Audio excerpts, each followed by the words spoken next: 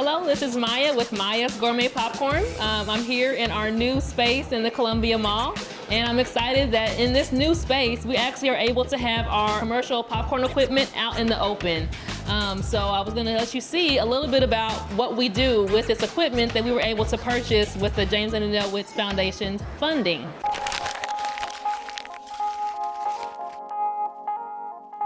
So we purchased this commercial air popper, which makes a huge difference in terms of how much popcorn we can pop and the quality of popcorn that we get. These popcorn kernels are not the same as regular popcorn. They're mushroom kernels, and you have to pop them at a high temperature. So in order to get them to pop out round like this, you gotta have like 400-degree popper, and that's what this does. This air table was also purchased with the funds. So rather than having to pop it into just a container, we actually get to pop it into this cooling table, which allows us, when we make our caramel popcorn, it can be dumped into the cooling table, and there's a fan on it that runs through and helps the popcorn to cool at a better rate. So thankful for this equipment. We would not probably have been able to purchase it for a much longer time until we were, had grown.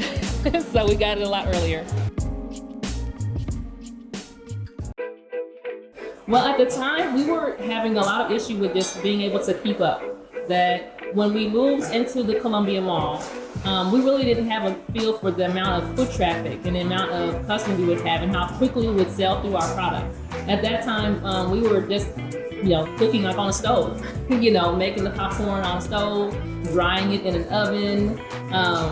Really didn't have a way to keep up. We were using just a regular kitchen air popper to pop the popcorn. And so you can imagine the number of times we had to run that air popper to make the equivalent of what this air popper does now. So at the time, we were definitely, it was the perfect time for us to get the equipment to be able to grow to where we are now. I knew that we had a good business model, so I knew that I was able to present it well, but there were so many other people that had great businesses at the same time competing for the same funding. So I really wasn't for sure what was gonna happen, but it definitely made an impact. It let me know that there's definitely support within the community for businesses like mine, and that there was this opportunity for us to be able to grow. There's no way we would have been able to purchase, the $10,000 of equipment that we purchased at that time. We had no ability to do that yet. Just looking back at pictures from when we first opened the store 2 years ago in the space up there in the mall, compared to now is night and day difference. The amount of product that you can see on our shelves now is way different than we had then. Just being able to keep up with the foot traffic in the mall, the number of people that are wanting the product has been a huge difference. We've got space to have a full working kitchen as well as our equipment out in the open. We've got space for us to wholesale now, which is a new thing that we offer. So you can find our products in Springer's, and we're also going to be in Hy-Vee. And so the additional space here is going to allow for us to produce the popcorn that we can then sell in those places. Another thing on the horizon, we're opening a second location in May. So we're going to be hiring on staff, which is huge for us. So we've been family owned this entire time, so most of our employees have been family, but we're excited to expand.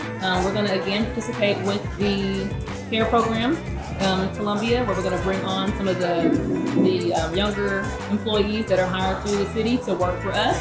So we're excited to be able to offer more slots for that this summer. We have really, really grown and expanded and quickly, more quickly than I thought. I think they're going to see the biggest return on their investment by investing in businesses like ours. What Mrs. Witt is doing by going through and educating us as we go along makes sure that that money that once we get it is going to go toward what it needs to go toward. I think what she's doing is just amazing. Minority and women-owned business enterprises are like plants. Nurture them and they will grow and prosper. Please participate and plant the seeds to help us continue to grow in the future.